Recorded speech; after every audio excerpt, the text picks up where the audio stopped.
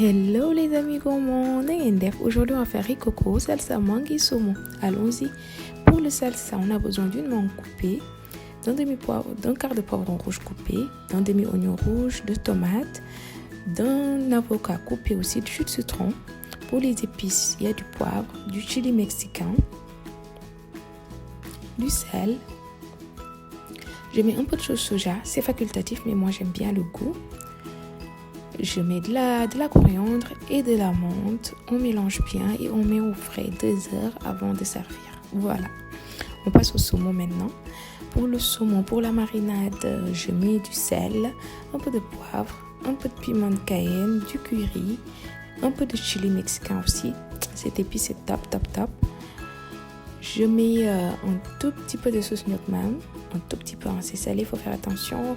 De la sauce soja, du citron. Je mets du nokos, un mix d'ail, poivron, coriandre et menthe. Je mélange bien et je laisse mariner aussi 2 heures. Mais vous n'êtes pas obligé d'attendre aussi longtemps. Pour le riz coco, d'abord on va cuire le riz blanc. Mais cette fois on va ajouter de la crème de coco, 200 ml de lait, 4 morceaux de gingembre et un peu de sel. Et dedans, on va cuire nos 250 g de riz jusqu'à ce que ce soit complètement cuit. Mais cuisez pas trop le riz, il faut que le riz reste croquant vu qu'après on va le faire sauter. Voilà. Une fois que le riz est cuit, on laisse de côté et puis après on va faire frire nos riz avec les différentes épices. On prend du 4B, des grains de cumin qu'on fait revenir dans un peu d'huile d'olive. On ajoute du gingembre haché. On ajoute des noix de cajou. C'est trop bon, vous allez voir. C'est vraiment ce riz, testez-le. Même pas avec du saumon, mais avec autre chose, mais testez-le. On met de la noix de coco râpée. On mélange bien. J'ajoute un peu de piment. Moi, je mange épicé, mais vous n'êtes pas obligé de faire pareil. Et après, on ajoute le riz. On mélange bien. On laisse cuire quelques instants. Et c'est prêt. Et on va passer à la cuisson du saumon. Tout simple, un peu d'huile d'olive sur une poêle anti-adhérent ou pas, c'est comme vous voulez. Et on laisse cuire le saumon comme on aime, qu'on l'aime rosé ou pas. On le cuit comme on aime. Moi, je ne le cuis pas trop. Voilà.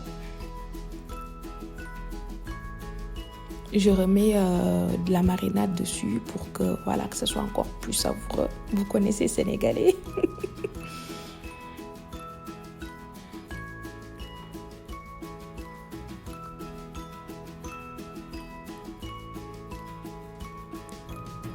Une fois notre saumon cuit, on le débarrasse et puis on passe à la présentation. Présentation tout simple. Je me suis vraiment pas prise la tête. Juste un peu de riz. Ce riz, il est tellement bon, mais je vous conseille de le tester. Il est trop, trop, trop bon. Je vous promets. On met notre salsa de mangue. En plus, c'est un plat qui fait très, très été, qui peut nous rappeler l'été avec ce temps un peu bizarre ces derniers jours. On met notre salsa de mangue, notre saumon. On met du citron parce que tout est bon avec un filet de citron. Un peu de coriandre pour apporter de la verdure. Et puis, bon appétit mes amis gourmands.